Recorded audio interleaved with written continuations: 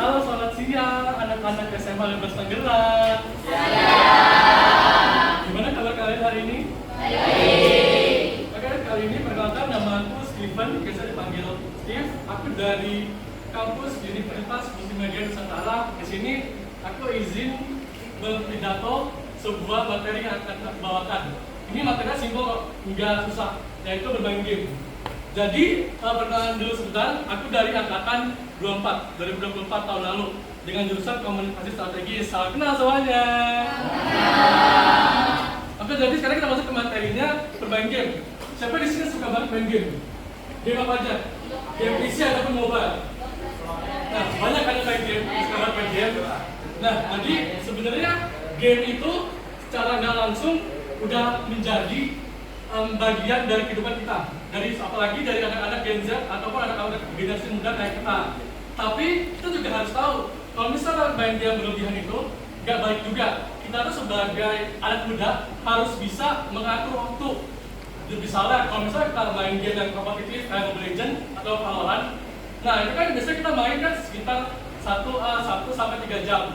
Nah setelah kita main ada alangkah baiknya kita berhenti dulu. Kenapa berhenti? Karena buat mempersegar juga mata, biar mata tuh nggak terlalu capek ngelihat layar digital terus, dan juga biar kita bisa berinteraksi sosial secara langsung. Tapi di sisi lain juga game itu bisa ngebawa kita buat kenalan sama orang baru. Banyak juga kan di tahun-tahun ini atau tahun belakangan ini yang pacarannya online terus baru ketemuan. Jadi sebenarnya ada sisi positif sama sisi negatifnya. Dari sisi positifnya itu ya contohnya kayak tadi bisa ketemu sama orang baru secara nggak langsung, bisa kenalan, berinteraksi sama orang-orang lain.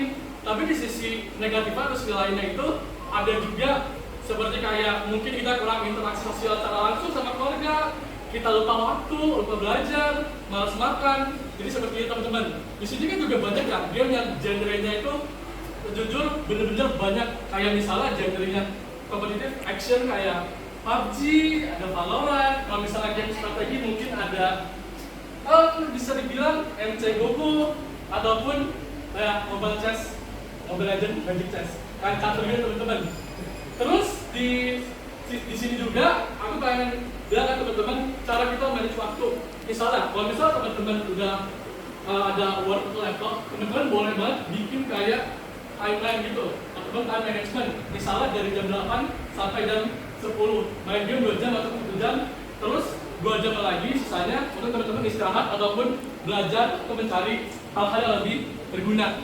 Karena game itu nggak selalu berhasil negatif, tapi juga positif ya. Cuma kebanyakan dari kita pasti kelebihan atau lewat waktu dalam bermain game. Contohnya seperti aku sendiri deh, aku masih kadang suka kebablasan kalau misalnya main game, apalagi main game Mobile Legends teman-teman. Apalagi kalau main sama temen, jadinya aku suka kelewatan. Habis itu teman-teman mungkin di sini ada yang tahu game Roblox? Ada pada main di sini? Nah, pada main banyak kan? Teman-teman di sini mainnya di dalam game keluarga atau enggak? Teman-teman harus hati-hati ya, karena jujur belakangan ini juga Roblox itu udah banyak banget kena kasus. Jadi teman-teman tuh udah harus benar-benar pintar memilih game yang sesuai sama usia teman-teman.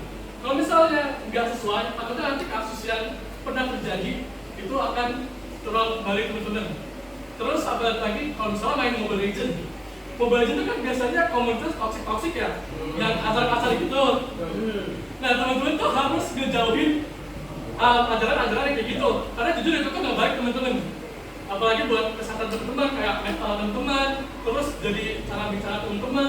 Takutnya nanti malah kebawa ke real life teman-teman atau ke dunia nyata teman-teman yang tadinya mungkin teman-teman nggak toksik, terus tiba-tiba teman-teman jadi suka toksik kayak gitu.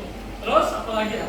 Mungkin kita masuk ke game selanjutnya, Free Fire. Ini Free Fire banyak dihujat karena nggak ada pintu. Sebenarnya menurut aku nggak ada pintu tuh bukan masalah sih.